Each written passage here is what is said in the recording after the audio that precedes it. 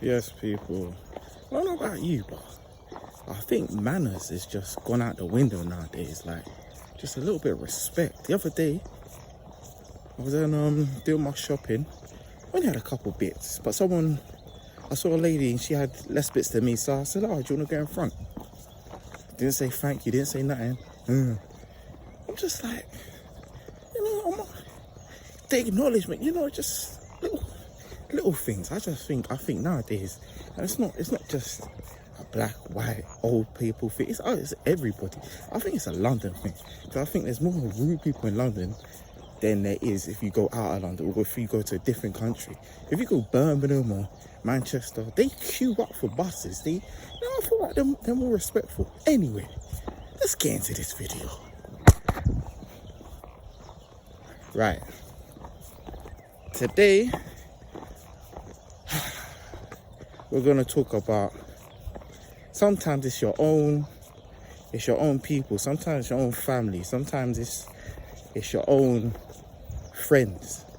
Could be your dad, could be your mum, and what I mean by that, sometimes it's your own family that hurt you, sometimes it's your own family that you have to cut off.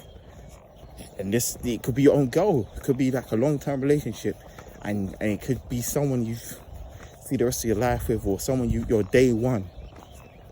And sometimes you just have to let it go. Like, for example, the other day, me and my dad, up and down, we've been a bit rocky or whatever. But the last couple of years, we've been cordial, we've been alright, we've been in a good place. I'll come up to him for some advice. He gave some decent advice. It was like the first time we've actually had a proper chat for years.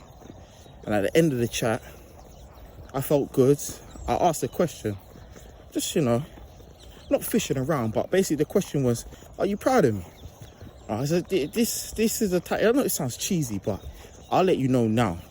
If you're a father and you've got a son, this is the type of question, if he doesn't say, he will always want to know, like, it's always on his mind. So it doesn't matter how old he is. So I asked the question, "Are you proud of me?" And his response, it was an eye-opener. It confirmed what I thought, basically. It wasn't a bad response, but it wasn't. I asked a direct question, I didn't get a direct answer back, basically. His answer was, "I'm proud of all of you, all of my kids." So, it's me, my brother, and my sister. I'm the middle child. Me and my sister aren't that much, there's not much between us. We're like a year and a half apart, but we're practically twins, kind of. Born on the same day, same time, just different months, and obviously different years. Everything else was the same. But I'm more closer to my brother than my sister. But love all of them. But it was just his first answer to the question was, "You haven't brought any police to the house, or you haven't done anything criminal." Basically, I haven't done anything criminal-wise to disrespect the family name or to bring anything to the house, and he's proud of all of us. And I said to him, "But are you proud of me?" In a short way to shorten everything, he basically said he's proud of everybody. He's proud of all of us. So yes, but at the same time, it wasn't direct. If you get what I'm saying. And for him to say, "I didn't bring any criminality to the house as a family name," I found kind of disrespectful. Why, you may ask? Because if anybody knows me, so I'll keep looking because it's quite dark and that. But if anybody knows me, they would know that's the last thing about me, or how I am, or how I move. Never been in trouble, never been stopped and searched, never been inside, never been questioned, like none of that. That's not me. And then for him to say that shows me, again, this might be just me overthinking whatever, but to me, it shows me how much he thought of me, or what my potential was growing up, basically. So I remember there was a time when I had this bag. Oh, it was a beautiful bag. I can't remember what it was, but this bag I got when I think I was 18 or 20. It was a gift I got from someone. It was amazing. One of them long-lasting bags. But I use this bag to the point where if anybody has a bag that they've used and used and used, the inside of the bag, the material sometimes gets funny and it starts to come apart. And I remember I was looking for something, so I emptied all of my stuff out on the bed, and the bits at the bottom came onto the bed. And if you know what the bits, it looked like little black bits. And I remember my dad must have walked past my room, and he said, "Don't be bringing drugs into my house. Don't be doing anything funny in my house." And I said, "What are you talking about?" And he looked at the bed and he said, "What's all of this?" I said, I didn't even say it's not drugs, whatever, but I said, "Is that what you think of me? Is that what you would think I would do?" And his response was, "I don't know. I just don't want it in the house." And I remember it hurt me to know that's what you thought. Not even that, cool, it was a mistake, and I could have just easily said to him, "It's not what," like, you can see if you proper analysed it and took it up, you can see it wasn't that. But for him to say that, it kind of hurt. It hurts. It hurt a lot at the time, because it's like, this is my college bag. I go college. I've got a little part-time job. You know, you're meant to be my dad. You've seen me grow up. Cool, we've had ups and downs, but you should know me well enough to know that's not what I'm about. So yeah, so basically, long story short, sometimes it's your own family, it's your own close ones, your day ones. They don't know you, basically, and it's not your job to prove who you are to them. You know who you are. You know what you stand for, and sometimes you just being you would never be good enough. Never be good enough.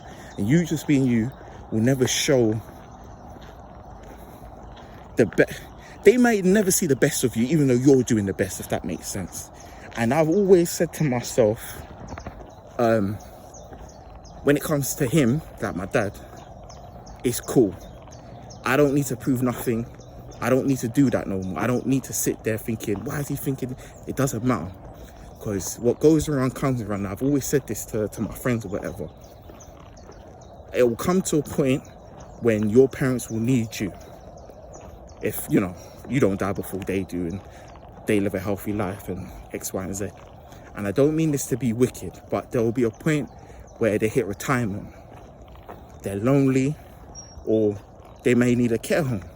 And they will come to you or to their kids.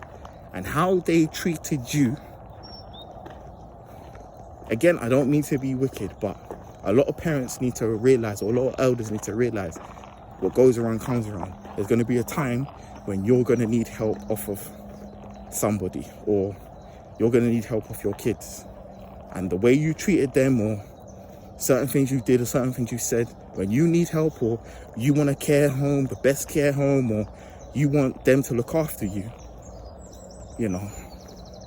And I'm not saying this to say he was a horrible person or disrespecting that, whatever, but there will be a time, you know, where he might be like, oh, because he's going through a different phase in his life where he's not hippied out, but he's very chilled, very mellow. Cool. But there might be a time where he might say to me, oh, I want to go on a Caribbean cruise, or can you help out? And I'll be like, well, that drug money never came through today, so I don't know. Or can I get, I'm getting older, think about putting me into one of the best care homes, or could you look after me with your sisters and your brother? Ooh, I don't know. I'm gonna have to check the trap, you know. All that trap work I've been doing, you know, since I'm a drug kingpin and that, you know. Oh, I don't know, you know. So that's it really. But at the same time, I would never say disrespect your parents. But a lot of parents have done wrong by their kids, and it's not wrong for you to hold on to that. It's not wrong for you to do that, and you have to deal with it in your own sort of way. What I would say is to definitely have a conversation with them, and definitely try and find some sort of avenue to release, because it will eat you up inside. Like, comment, subscribe, and let's go.